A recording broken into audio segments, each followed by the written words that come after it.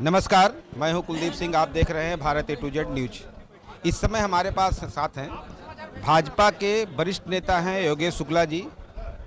लोकसभा चुनाव के प्रत्याशी भी रह चुके हैं। आज यहां गीता का एक कार्यक्रम हो रहा था, उसके बारे में जानेंगे कि क्या कार्यक्रम का महत्व रहा है।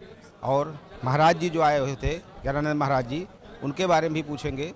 इसके बाद ज्ञानानंद महाराज जी का भी इंटरव्यू लेंगे, बाइट लेंगे, उनसे भी जानेंगे। नमस्कार सर, बताएं सर, क्या कार्यक्रम रहा आज गीता का? इसी पे आज प्रयाग में जियो गीता के संस्थापक गीता मनीषी स्वामी ज्ञानानंद जी का प्रवास था और उनके प्रवास के अवसर पर यहाँ पर कुछ लोगों ने मिल करके और गीता गोष्ठी का आयोजन किया था। स्वामी ज्ञानानंद जी इस समय देश में वो संतों में से हैं, उन संतों में से हैं जिन्होंने गीता को घर घर पहुँचाने का काम किया है। और गीता, आप सबको पता है कि गीता का जो संदेश कृष्ण ने अर्जुन को दिया और अर्जुन के माध्यम से संजय ने सुना, संजय ने पूरे दुनिया को, फिर व्यास जी ने उसको, तो आज पूरे दुनिया तक जो गीता का संदेश कृष्ण का था वो कुरुक्षेत्र के युद्ध के मैदान में दिया गया था। इसलिए कुरुक्षेत्र को गीता का वो उद्गम स्थान है, इस नाते उसकी प्रतिष्ठा तीर्थ क्षेत्र के नाते उसके अनुरूप वहाँ पर ज्ञान की व्यवस्थाएं, प्रशिक्षण की व्यवस्थाएं, प्रदर्शनी सरकार ने मिलकर के काम किया। स्वामी जी के मार्गदर्शन में, उनकी प्रेरणा से काम किया। आज स्वामी ज्ञानानंद जी पूरे देश में, पूरे दुनिया में, समाज के हर वर्ग तक, आम आदमी की समझ में आने लायक भाषा में गीता को पहुंचाने के प्रयास में हैं। और उसका उनका एक जियो गीता करके अभियान है। उसी अभियान के तहत यहाँ पर एक कार्यक्रम का आयोजन हुआ था। मैं भी स्वामी जी से बहुत प्रेरित होता हूँ और इस नाते प्रयाग में हो रहा था तो मेरी भी सक्रिय सहभागिता थी इसमें। और आज मैंने देखा कि प्रयागराज के सभी क्षेत्र के, न्यायिक क्षेत्र के, प्रशासनिक क्षेत्र के, शिक्षा जगत के सभी क्षेत्रों से और काफ़ी संख्या में नौजवान आज स्वामी जी को सुनने के लिए आए थे और बहुत ही सार्थक चर्चा हुई और बड़ी संख्या में लोगों ने उत्साह के साथ में ये आज कार्यक्रम संपन्न किया।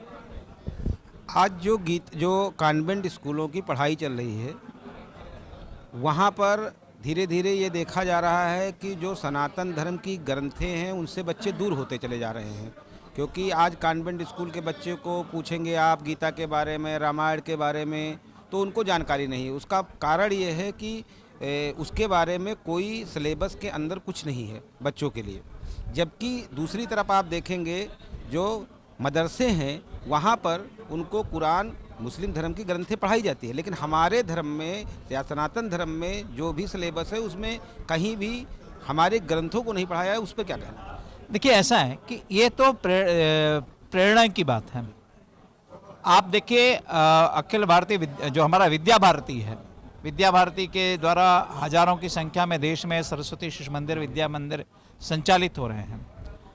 आप एक कल्पना करिए कि पूरे देश की शिक्षा व्यवस्था में विद्या भारती का प्रतिशत 1.5% है। जितने सरकारी स्कूल होंगे, प्राइवेट स्कूल होंगे, उनमें से लगभग 1.5% जो है वो विद्या भारती के विद्यालय हैं। लेकिन वहाँ से निकलने वाले जो मेधा है वो देश की संपूर्ण विद्यालयों से निकलने वाली मेधा में से जो प्रखर मेधा है वो 70% विद्या भारती के हैं।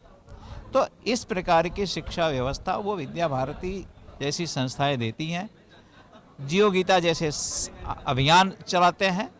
मेरा समाज से आग्रह है और अपेक्षा करता हूँ कि जब भारतीय परंपरा से ओतप्रोत नौजवान होगा तो स्वाभाविक रूप से उसकी मेधा भी प्रखर होगी और वो अपने जीवन में जिस भी क्षेत्र में जाना चाहेगा, वो खेल जगत में जाना चाहेगा, वो शिक्षा जगत में जाना चाहेगा, वो शोध के क्षेत्र में, विज्ञान के क्षेत्र में जाना चाहेगा, वो राजनीति में जाएगा, वो प्रशासन में भी जाएगा। अगर वो इस प्रकार की शिक्षा व्यवस्था से निकलेगा जहाँ का प्रेरणा का स्रोत जो है वो गीता जैसे ग्रंथ होंगे, तो स्वाभाविक रूप से वो अर्जुन की तरह पराक्रम करेगा।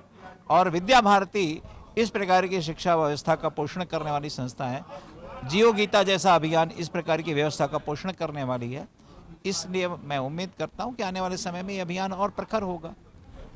अभी सरकार की तरफ से एक नई शिक्षा नीति लागू की गई है 2024 में, अभी पूर्ण रूप से लागू नहीं हुआ। उस नई शिक्षा नीति में ये बात रखी गई है कि हिंदुस्तान के अंदर जो हमारे सिलेबस होंगे, एक तो सभी जगहों पर समान होंगे, वो किसी भी बोर्ड का हो, वो किसी भी प्रदेश का हो, एक तो ये महत्वपूर्ण, और उसमें कुछ चीज़ें डाली गई हैं जहाँ पर हमारे जो पूर्वज रहे हैं उनके बारे में, हमारी जो ग्रंथें रही हैं उनके बारे में, उस पर क्या कहना है? देखिए, नई शिक्षा व्यवस्था जो हमारी है, नई शिक्षा नीति जो है, वो एक क्रांतिकारी नीति है। वो 2047 में भारत का विकसित बनने का लक्ष्य है, दुनिया का सबसे अग्रणी राष्ट्र बनने का लक्ष्य है। उस समय हमारी आबादी मतलब स्वाभाविक रूप से 150 करोड़ के ऊपर होगी।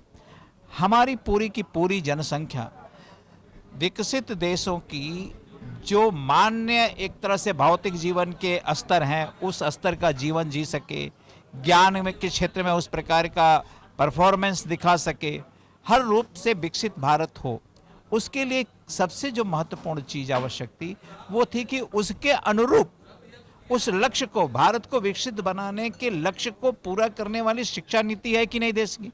आज जो नई शिक्षा नीति है भारत की, वो उसको पूरा करती है।